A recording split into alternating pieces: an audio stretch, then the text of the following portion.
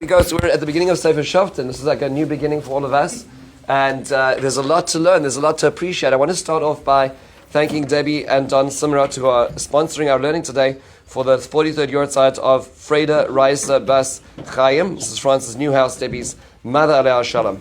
And in describing her, Debbie describes that her grandparents were not shul goers, but her mother had never had a formal Jewish education, but she was very deeply involved in the Jewish community. She was a leader, a natural leader. She was the president of the Reform Congregation Sisterhood for many years.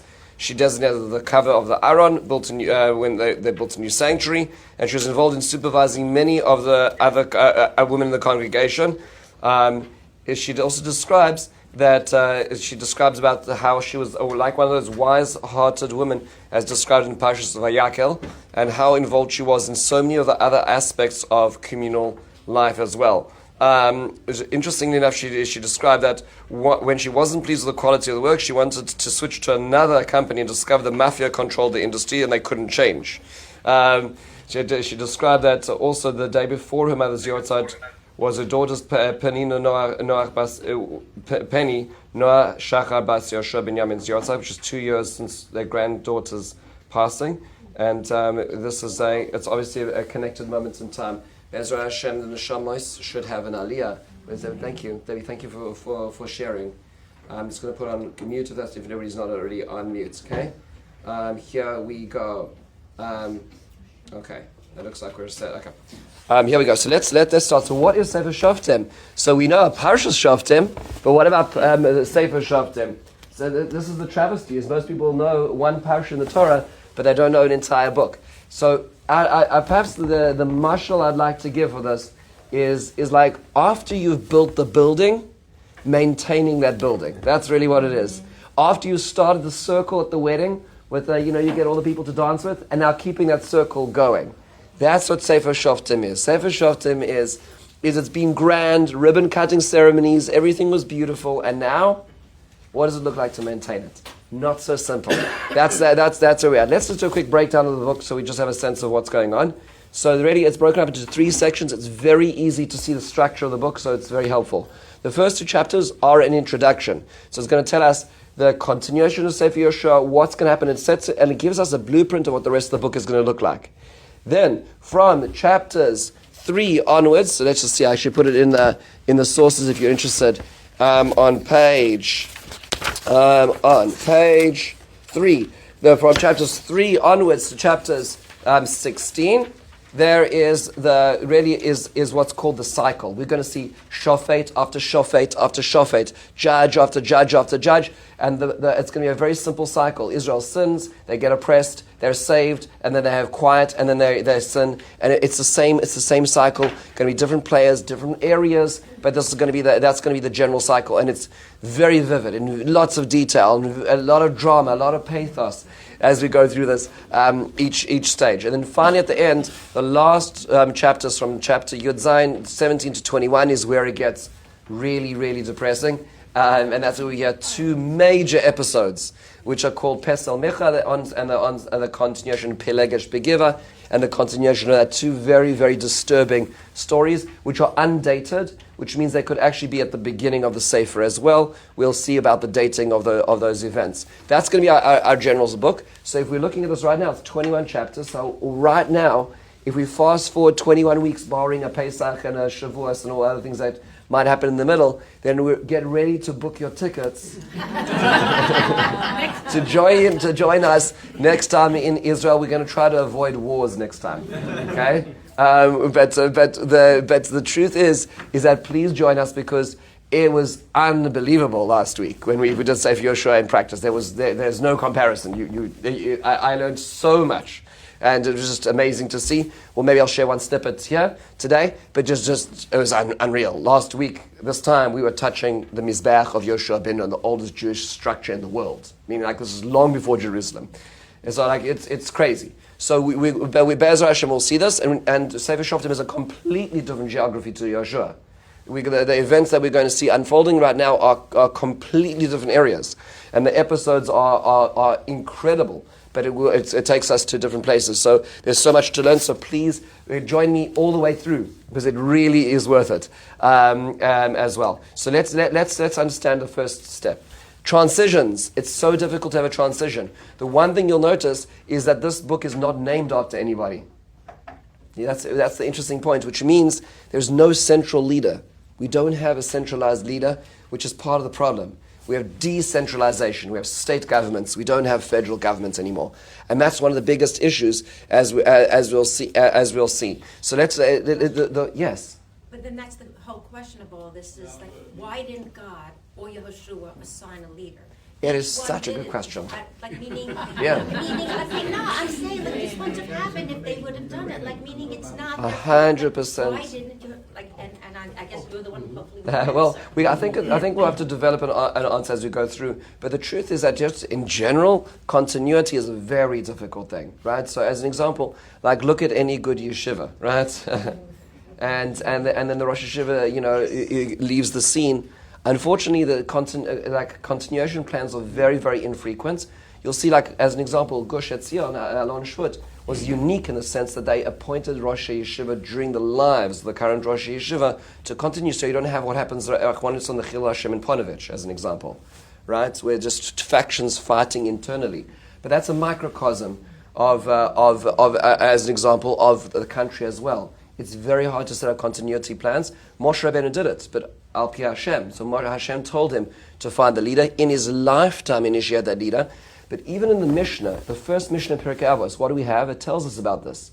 It says that Moshe kibel Torah misinai, u'mosar Yeshua lezakeinim. There wasn't a central person, right? And so it seems to be whether it's by design or not by design. And let's think about the design for a second.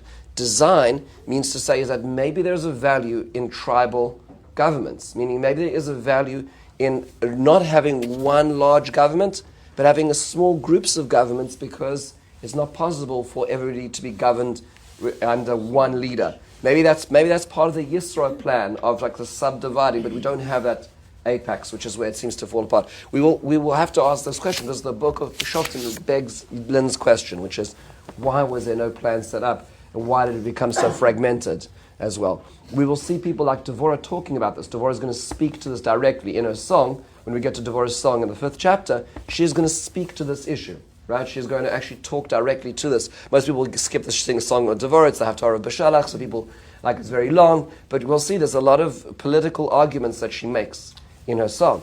We'll get to Bezra Hashem.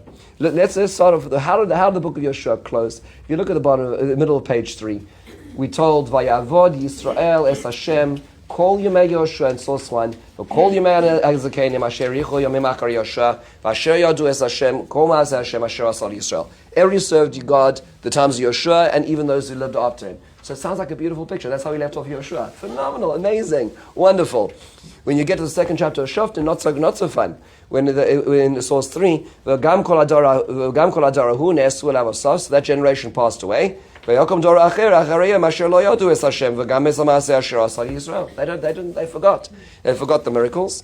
They forgot what happened, what their parents did, the wars they fought. And Vayasu b'nei Yisrael es ha'rabba enei Hashem v'avdu es ha'ba'alim. They served Baal, which is one of the Canaanite deities, as we'll get to see as well. In fact, so much so, the Gemara tells us in Nedarim that if Israel had kept on the straight and narrow, there would only be 6 books in Tanakh. And that would be the 5 books of Moses and Sefer Yoshua. Meaning everything we learned up to here, that's what was supposed to have been. Sefer Shoftim is plan B, right? So what we're hearing now, the Gemara tells us, is not what was meant to be. So it's a very difficult time, as it didn't seem to go according to plan. Let's take a look at some of the actual details. If you flip to page 4, it's easy just to search in a map. I love this map, because this book is called The Judges of Israel. And you'll see, in the different sections over here, there are white boxes which display different judges. You'll notice that the judges are spread all the way throughout Israel. So we're going to see a long chain of judges. Some of them we'll hear more details about, some we'll hear very little about. But notice that they're spread all the way through the different countries, the different areas in Israel itself. Okay, so that means to say there's no centralization, and we're going to see how far their mandate was. Usually when we taught this in schools, we said this judge judged Israel. We're going to see that it's much more were called geographically limited in terms of their judgment, and other people not willing to listen to them during the period of judgment. So this itself really starts talking to this as well. So now let's look at the actual text itself. So I'm going to break it into a few pieces because it is there's a number of things.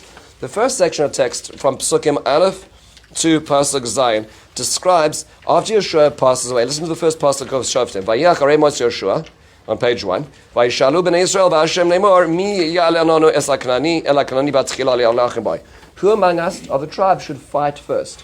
And the response is given. There should be Yehuda who goes first. Yehuda goes out. He says, I'm going to take a brother with me. He takes his brother Shimon. And then they go and make a number of conquests. What's interesting is one of the conquests it describes is they kill a person called Adoni Bezek. Right, so we know at this time it's multiple fortifications, multiple different cities that are under control. They kill this fellow called Adoni Bezek. But before they do so, they chop off the thumbs of his fingers, of his hands, and the thumb and his big toes, and very strange description. And then in Pasuk Zayin it says, "Vayom Adoni Bezek shivim melachim bo'anos yadayim v'ragleim mekutzotzim hoyu be'melakatim tachas shulchani kasher asisi ken shilam le'elokim." So he said, I used to dine on my dining room table, and my dining room table used to have 70 thumbs underneath it from all the kings I de-thumbed. Right? I don't know if that's a word, but he must have, if it was, he made it. Right? And so he said, God paid me back. Right? So that's our first level of conquest here. So a few things to notice over here. One thing is, I looked through the book of Sefer Yehoshua, and the word they asked of God, Vayishalu b'Hashem, does not exist once, except in one episode where they didn't ask God, which was by the Givonim. The Givonites came to them, they tried to make peace with them, they were deceitful, and then it says they made a covenant with them, but they didn't ask God. Other than that, it never says they asked God. The entire book of Yehoshua doesn't say they asked God. The first pasuk in Sefer Shoftim, it says they asked God, what should we do? So you see from here a very interesting thing. You see that they need to ask God. And that speaks to the fact that there's a lack of leadership, meaning they don't know, so there's no who they're turning to. Who are they going to turn to in this time? And so therefore they turn to God, and the way they turn to God clearly is through the prophet and the Urim V'Tumim. So the high priest is responding to them, as the Mefarshim say. But the point that they need to do that is already an indication that we're in new terrain right now. We will see later on, when it comes to a terrible episode of civil war, that there is no leader to be able to tell them what to do. Pinchas is going to pop up from time to time, right? Because Pinchas, remember, is still with us. But he doesn't pop up at the right times. He pops out at the wrong times. So although Pinchas did a great level of diplomacy in Sefer Yehoshua, it's not going to be good. He's only going to appear when it's too late in Sefer Shoftim. But there's no central leader, so they're asking God. This asking never existed in Sefer Yehoshua because God was telling Yehoshua, and Yehoshua was saying, this is what we're to do. So that really speaks to this as well. That's what the Malbim points out. Now, why did he choose Shimon? So Yehuda's told, Yehuda Yale Tchila, Yehuda's going to go first. Why did he choose his brother Shimon exactly? So if you remember, back to Yehoshua, Shimon did not have a portion. And this goes back all the way back to Parshas Vayechi, when Shimon was, in a certain sense, disinherited by Yaakov. In the brachas of Yaakov, he kind of just saying be Yisrael. He says, I'm going to spread them among Israel. In a certain sense, disinheriting them from a singular portion, which is why in the brachas of Moshe Rabbeinu and Parshas Zabracha, there is no bracha for Shimon. Shimon is completely left out, which is why actually Rashi makes the observation. It says, "V'zois liYuda vayomar Shema Hashem Kol Yuda." That's the bracha in V'zois Zabracha. Rashi says, "Shema Hashem Kol Yuda" is a reference to Shimon, who's going to be embedded in Yehuda. And we see this happening geographically now. Yehuda is now calling his brother Shimon and saying, I will help you get portions, which is why if you look at the tribal boundaries, just if you flip back to page 3, they put kind of Simeon, which is Shimon, in the middle of Yehuda. Right, so they put him over there because Yehuda kind of helped him. Now, I think it's a little less, I don't think this is the most accurate of maps, because we'll see the areas that he conquers. It sounds like actually Shimon got a little bit of the area in Gaza. That's what it sounds like, because he's going to conquer Ashkelon, Ekron, as well in just a few moments. Okay, so it's an area just to the country, to the edge of the country, which is where Shimon is going to get. But nonetheless, he pulls Shimon along with him. Here, I'll tell you an interesting thing. Is that who was the first Hebrew to conquer a piece of the land of Israel? And the answer is Shimon. Why? Because Shechem, which is Nablus, Neapolis, right, is conquered by Shimon and Levi. So it makes sense in a certain way when Yehuda says, who would I like to be with me in my tribal allotment? Who would like to make the conquest? He takes Shimon because Shimon has, we'll call that echo. It's Simon Amilsa, that idea of being able to be a conqueror, which is why he pulls him with him. Very interesting decision to be made. We're not going to hear so much about Shimon later on. Shimon's going to kind of evaporate. We don't hear so much about him. Even in the exile of the Babylonians, when the Judea and Benjamin, Yehuda and Binyamin are exiled, we don't hear about Shimon so much later on. We have to question, where did Shimon go afterwards? Maybe he was not able to hold the coastal area. Hard to understand where Shimon's going to disappear. Now, this idea of cruelty, is this the way that Israelites are meant to behave? To chop off people's thumbs? Right? That's not the most we'll call tasteful of ways of describing a battle. So one thing you should obviously be aware of is that the opposable thumb is very helpful when it comes to sword bearing, right? So meaning, a non-primate can't hold swords, right? So the thumb disappearing is very clearly a emasculation, not just in terms of pride, but in terms of weapon bearing, right? This is a sign that your king is no longer able to wield the sword of power anymore. That's very clearly why Adoni-Bezek did this to other people. If you read the annals of Phoenician and Canaanite annals, what they do to their enemies, this pales in comparison to the torture that the Canaanites used to do to their enemies. But does that still justify it? So the Malbim and the Ralbag, all the Mefarshim struggle with this, and they say, yes, but this was really a midah keneged midah, meaning, generally speaking, they just killed them, right? As we can see in Sefer Yoshua, they just killed them. But here they first mutilated him. Why? Because this was what he did to others, and that's exactly what he says. He reflects upon that, and he says, this happened to me, your God did this to me because of what I did to other people. So this seems to be the exception to the rule, because we don't see the Israelites doing this elsewhere. Later on in Sefer Shmuel, David HaMelech does some torture to the enemies, which we'll get to Be'ezras Hashem at the beginning of Sefer Shmuel Beis. But other than that, we don't seem to have torture, does not seem to play a role. It seems to be very specifically over here as a sign to the enemies and also as a reflection of the cruelty that he did to others. It's a very interesting and very difficult moment to swallow, because especially for us, we always look at ourselves in a very morally high, we call ourselves in a high moral calling. And this seems to be the exception to the rule, which is what the Mefarshim also point out. As well. There are other things just to be aware of over here. I think it shouldn't be lost upon us that Yoshua killed people and the next generation weakened people. Right? Do you notice that? It shouldn't be lost on us that Yoshua kind of finished the job, and here this man was left to die with his wounds, right? Essentially, because he dies later on after this. It doesn't sound like he was killed.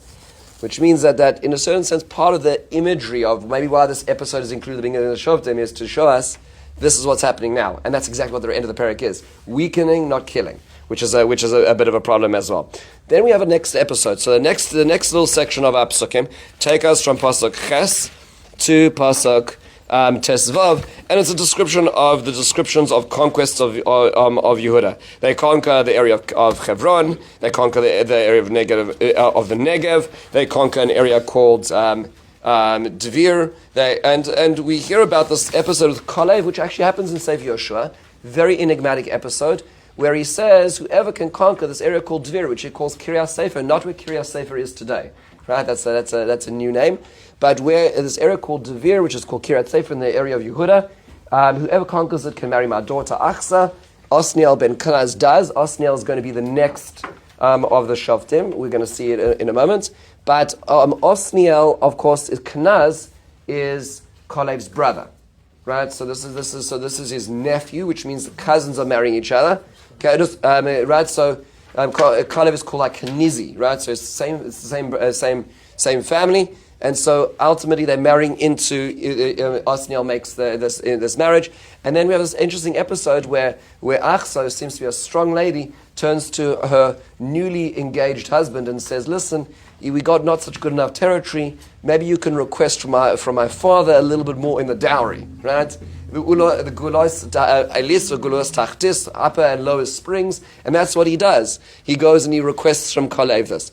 The Gemara on this, by the way, just goes into waxes poetic, a very, very powerful description over here about this. By the way, just on the way to this, there's a whole discussion in the Gemara, which is, are you allowed to make such deals, right? Like, meaning, are you allowed to say, I'm going to let somebody marry my daughter if they do X? And the Gemara says, it's not appropriate. It's not the right thing to do, because you never know what's going to happen. And in fact, the Gemara says, Eliezer, Shal Shalai Kahagen, Eliezer should not have done the whole well business, right? About Rivka, he says that was not appropriate. The Gemara says Yiftach, that was not appropriate, and Shaul, that was not appropriate. Yiftach is going to say he's going to give a korban to whatever walks out of his house. We'll see that later on in Shoftim. And then we're going to see Shaul says, whoever conquers the giant will marry my daughter. The Gemara says all three of those are inappropriate ways of doing things. And HaKadosh Baruch Hu responded, Kahag and Hashem still facilitated that it worked out, but in most of those cases, but it wasn't appropriate. Tosas in that Gemara says, I put it in the sources, but it's just worthwhile noting. Tosas says, what about Kalev? Meaning he was also like, in a certain sense, it's like Russian roulette. You get some sort of, maneuver, some sort of, low life who goes and conquers Kiryat Sefer. Now he's going to be your son-in-law, right? So the Gemara, Tosas says, no, this was in fact all right because this wasn't actually a literal conquest. It was called a figurative conquest. What does that mean? What does that mean? So look at this fascinating Gemara. The Gemara is in Tamura Daf Tezayin Aleph. It's on the top of page 6. The Gemara says, "B'mas Nisan Tana," the Mishnah teaches, "Elef u'shvamei ois kalin v'chamurin u'gezeiras shavos v'dikdukei sofrim nishtakchu b'mei evloi shel Moshe." There were 1,700 of very, very unique halachas, of ideas which were lost when Moshe Rabbeinu was mourned. Amar Rabbi Abahu, Aval Pikein, Hechziron Osniel ben Knaz mitoich pilpuloi. Osniel ben Knaz returned them through his own pilpul, his own learning. Shenemar, as it says, Vayil Kada Osniel ben Knaz achi kolev. Sorry, it's his brother, his brother, not his nephew. Vayitano is achza b'toid isha. So it describes that this conquest of Kiryas Sefer, it was called Kiryas Sefer. Why Sefer? Is because it was the reconquest of the ideas which were lost. It wasn't the actual city, which means when Kalev was making this called request, he was not. It wasn't an inappropriate request because the bar of access was so high of this person. Now, it's very hard to know what exactly this means. Like, meaning, was there a physical conquest and it was associated with a called a scholarship that was being returned? It's very hard to know exactly what happened. But here's what is very important to understand, is we have a transition in the realm not just of, we'll call it the conquest of the land, but in Torah Shabbat Peh. And this is so important. Rav Tzadok HaKohen of Lublin talks about this, is the notion of the difference between tradition versus derivation. And this is something to appreciate. When we talk about the oral Torah, we kind of lump it all together. We say there's the written Torah, that's in the Torah, the Torah in the Ark, and there's the oral Torah, kind of like what the rabbis say. Now, what the rabbis say actually is there's different parts of what the rabbis say. As an example, one part of what the rabbis say is not something they made up at all. It's a tradition. As an example, the fact that when the Torah says when it describes that in Parshas Emor, that is not referring. This is not, the rabbis did not think that the citron was a nice, a contendant for what that Pri Eitz Hadar means, because there is no other tradition. We only use the citron, right? There's no mango Jews and there's no banana Jews and there's no Jews who say, well, we thought it was something else, which means that that's what's called a halacha l'Moshe Sinai, which means that tradition was transmitted, right? There's no debate in that. There's no debate as to tefillin being exactly square and covered in black. No one has, the purple round ones. And because, they because of their tradition. It's all the same, right? It's very, very clear, and that's what we call halacha l'Moshe Sinai. But there's another part of oral tradition, Rambam describes as the beginning of Hilchos Mamrim, which is the derivations, where Chazal, or those who had, we'll call enough Jewish cultural baggage, having learnt and having Yiras Shamayim, would sit down and it would derive using, let's say, what's called the hermeneutical tools. I always love that word because it doesn't make any more sense in English, right? but they use the hermeneutical tools, which you read in Shachris every morning, and they use those to derive new ideas to expand. As an example, the fact that we eat in a sukkah on the night of Sukkot, that we're still supposed to eat even in the rain, and we have to have a kabetza. So that's learnt out of what's called a gezerah shava from Tesvav, which means the 15th of Nisan is compared to the 15th. There is a word bridge, a conceptual word bridge to the 15th of Tishrei. And so there's a lot of halachos which are shared between the first night of Sukkot and the last night that the Torah did not say that. That was derived.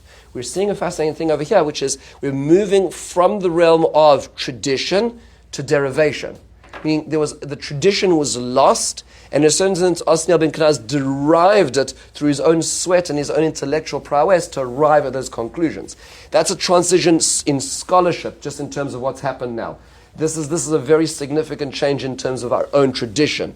And that's going to affect us not just in terms of the ideas, but in terms of the types of leadership. We're no longer going to have leaders who are endowed with prophecy quite in the same way as before. They're going to have to work really hard to get to where they are. And sometimes they'll make mistakes because of that. As opposed to Yeshua, every word was guided by God. There was a tradition as to what to do. These people, Osniel ben Kenaz is going to derive, he's going to have to work to this as well. He's going to have prophetic help. That's a really important transition. So this, what seems to be like a little innocent description of the city of Kiryat Sefer, is actually something very important and profound in Jewish transmission as well. The next thing we move on to is we hear that Jerusalem is not conquerable fully, and so they're able to conquer one part of Jerusalem, they're not able to conquer the other part of Jerusalem. In these psukim, we're not going to spend time on Jerusalem right now because it's a much bigger topic as to what was actually going on there. But then we hear about the children of Yosef, and we hear that the children of Yosef also go with God, and they go to the city of Luz, and they try to conquer the city of Luz, and it was called Beit El. It seems to be the area is Luz and the city is Beit El. That's the way it's generally understood.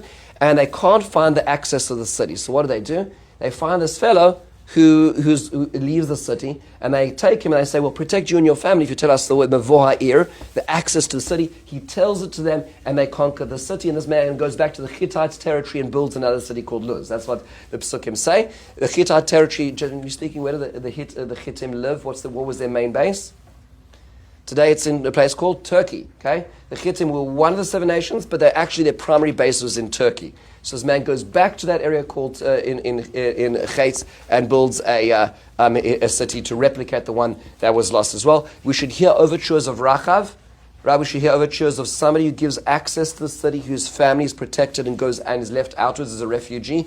It seems to be that they're replicating this as well. And finally, the parak continues to describe all the conquests which didn't work. Just to make sure that we're not euphemizing anything, take a look at the psukim as it describes them on the bottom of page 2, and just listen to this.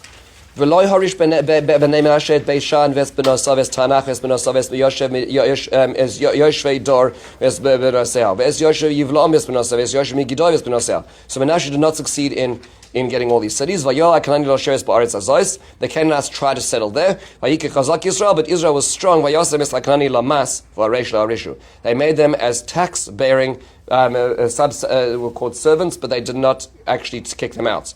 Ephraim lo yorish es HaKanani yosha begezer. Vayeshav HaKanani b'kir boy begezer. And the Canaanites sat in Gezer. Zvulun lo yorish es Yosha Kitron ves Yosha Na'alal. Vayeshav HaKanani b'kir boy ve'elamas. Asher lo yorish es Yosha Akko. So we're going to hear about each city that were not able to conquer. I try to make it a little easier to see. So I took the map. If you take a look at the map I should have put the big map up over here, but take a look at the map on the last page, on page 8. And I circled all the cities that were not conquered. Okay, so in the Asher area, there's the cities of Beit El and Beit Shemesh. So that was actually they're from Naphtali. Then there's Akko and Achziv on the coast. They're yellow. And then there's Achla and Sidon, which are not conquered by the Asher area. We have in the Jezreel Valley the red circles. There's Megiddo, Tanach, the Beit Shan. All those areas in the valley were not conquered. In the Judean area, the blue circles were conquered by the Judeans. Right, Ashkelon, Gaza, which is a city, Gaza City, Ashkelon, Ekron, By the way, long before Islam came into being. All over here. Tavir was conquered. Beersheba was conquered. All these areas were conquered by Yehuda. But then we see in the valley, the green circles I put over here was Shalavim and Ayalon were held by the Canaanites. Yeah. Did they lose the battles or they never attempted? It sounds like it's very hard to know. It sounds like they tried some and they weren't others. I'd like to just point out a little interesting point, which is as follows. Actually, a week ago we were in Gezer. So on Wednesday last week we were in the city of Gezer, which is amazing because Gezer, it describes in Sefer Yehoshua that Yehoshua conquered Gezer and killed everybody there. But when you read the beginning of Shoftim, it sounds like that Ephraim was not able to conquer Gezer. Gezer is a massive city, beautiful Canaanite city. It's funny, you go to nature walks in America and you see maple trees. You go to nature walks in Israel and you see 3,000-year-old history of your culture. You know, like you go on this beautiful walk. You know, it's just so beautiful. And you go into the water cisterns and the gatehouses, and I mean, it's all there. It's amazing. But what you see over here is that it may have been in the first round of conquest they did do damage, but it sounds like they're not enough because Gezer got repopulated by the Canaanites. They weren't able to fully. So it sounds like they tried, they made these attempts, but it wasn't successful. And we see an interesting, we'll call it an interesting shift. We see the shift from conquest to tax, which now, on the one hand you say, it's much more humane, right? Like instead of being the overlord and kicking everybody out, we say, you know what, you can stay and you'll pay taxes to us. Well, yeah, right, the Torah says that doesn't work. Right? The Torah says, remove them because they will be thorns in your sides. They will be thorns in your eyes. L'sikim beinechem, right? And the Torah says it's going to be a problem. They don't listen. They don't listen. And when it became militarily hard and they weren't working as a unified front, they were doing tribal armies. The tribal armies on the whole were not successful. Only Yehuda was able to expand their boundaries. Yosef conquers one city and the rest, in a certain sense, fortify what they have and tax the rest. And we already see at the beginning of this parak, and the Malbim notes, at the end of this parak, the Malbim notes this. Look at the second last pasuk of this parak itself, which is on page 2. We hear this, it's on the top of page 3 actually. Listen to this description. It describes, Vayoel ha'emori in pasuk lamed hey, lo sheves bahar cheres ba'ayalon u'v'shalavim. So we're just in the Ayalon Valley last week on Wednesday morning. You see this is the Sharagai, this is the fort is in Latrun. Right, this is the Latrun fort, that area, Shalavim area. So the Amorites try to take that area back. So the tribe of Yosef, the Ephraimites, pushed them back from the Ayalon Valley, the Sharagai, Babel Wad. They pushed them back and they taxed them, which means they didn't learn the lesson. They saw that the taxation policy was not working. It was not enough to keep them under their thumbs. But nonetheless, when they pushed them back, they just put them back into the tax mold, as opposed to conquest. And there's lots of reasons why you wouldn't conquer. It's hard. There's a cost of life. You're going to lose soldiers. There's a military and financial cost. There's a lot of things. There's a cost. But God said, get rid of them because they're going to be a problem. All of Shoftim is dealing with that problem. Is dealing with the fact that you taxed them and it didn't work out, and now they're in enculturation as well. 2 observations. The city of Luz, for interesting point. Yes? Isn't that what's happening also now with Gaza? It's complicated.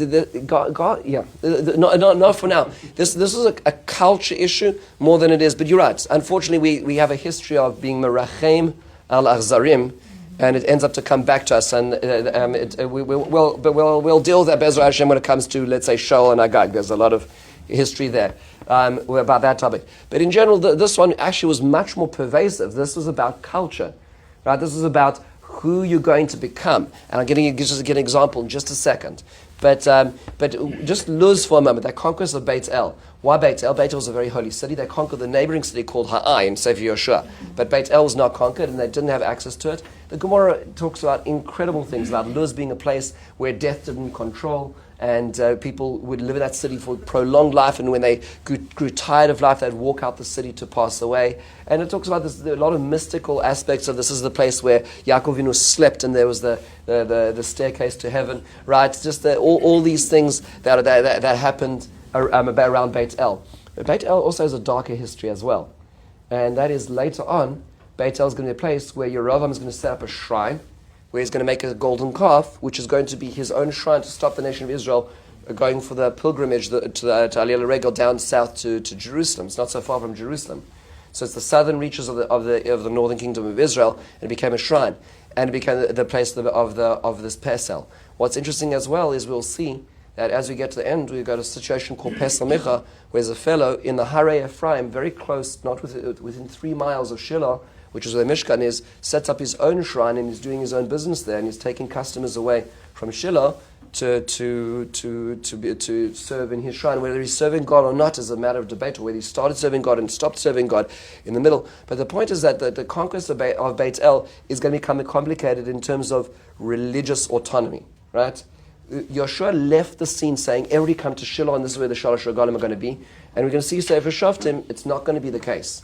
People are going to go to other local shrines. They're going to be decentralized. And even the conquest of Yosef of Luz is a little bit of a negative tinge to it. It's the only city they conquered, and it's going to be the place where the future shrine is going to be, which divides the countries. So already there's a negative taste in our minds right now. I want to just close today with the observation is like you say, why are we so makbid? Why does it make such a difference to why was Hashem so makbid not to get rid of the Canaanites? Isn't that so, dark ages, right? Getting rid of other people. So in our history, Jews are not meant to kill other nations. They always ask for peace, except when it came to the 7 nations of Canaan. We're supposed to get rid of them completely to avoid Sefer Shoftim.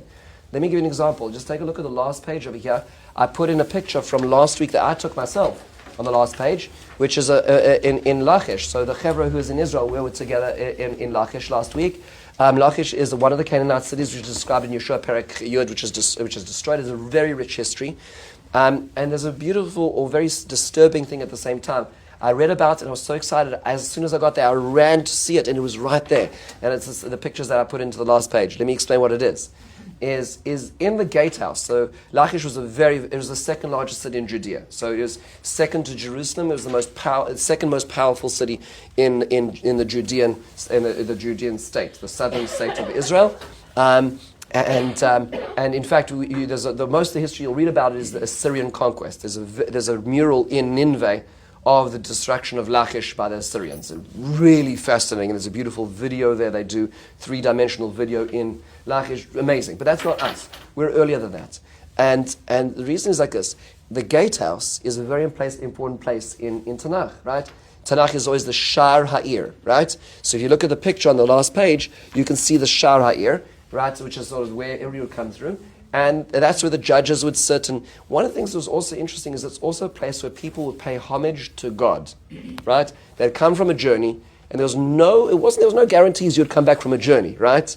So you would come through this journey, and you walk through the gatehouse. They found this gatehouse, it was what's called a 6-chamber gatehouse, which was the typical Israelite gatehouse, right? The Canaanites, I believe, used to use 4-chamber gatehouses. Israel had 6 chambers, 3 on each side as you walk through the central road. And that's where you'd buy food, pay homage, consult the judge, right, as you walked into town. In the furthest rightmost one, there was an inner sanctum which was sealed off, meaning you couldn't access it. They sealed it off. What was in there? So I put in the picture over there, and there's this little pole, what looks like a little rise, and then there's what actually looks like a toilet seat, right? So the reason for that is as follows. That little pole, or that is actually 2 mizbachos, 2 altars, one by each other. They're 2 squares. It's hard to see on the picture. So it would be a place where people would either it's incense or perhaps bird offerings as they would come into the gate or from their long journey.